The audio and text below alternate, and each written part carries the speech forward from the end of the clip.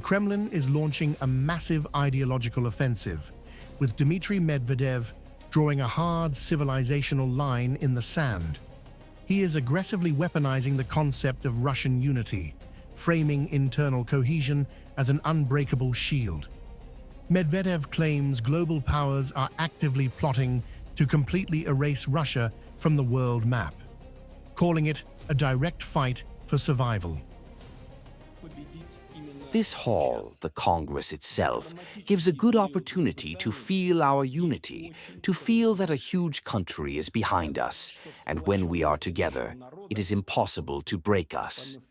I will also say that our emotions, we all have them. They must be tested and restrained today. Medvedev is systematically tearing down Western authority, declaring Russia's moral and political framework completely superior.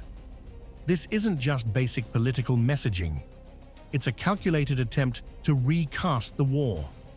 Moscow is deliberately escalating this conflict beyond simple borderlines, transforming it into a brutal winner-take-all clash between entirely opposing civilizational models. And today our unity is stronger than the so-called Western civilization, the one that has been perpetuated for centuries due to inhuman colonial exploitation, genocide of peoples all over the world. After all, the West boasts of its notorious humanism, tolerance, but in fact it is covered by the oblivion of fundamental human values. Taking the rhetoric to a dangerous new peak, Medvedev is directly accusing Western capitals of propping up a fascist puppet regime in Kyiv. He signals that foreign financial and military lifelines won't save Ukraine.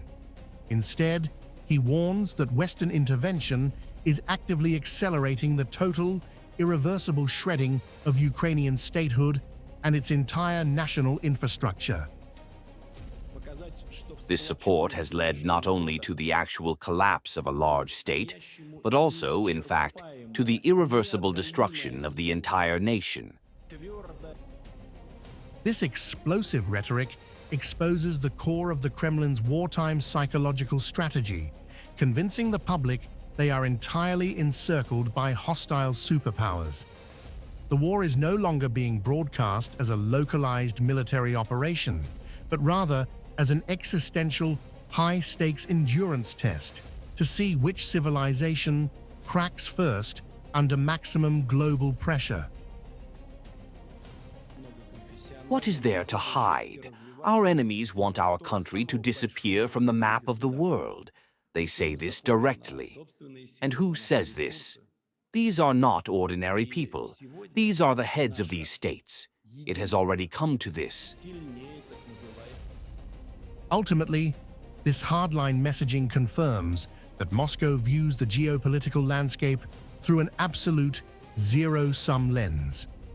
By warning that Western support is unstable and bound to collapse, the Kremlin is digging in for a long-term war of attrition.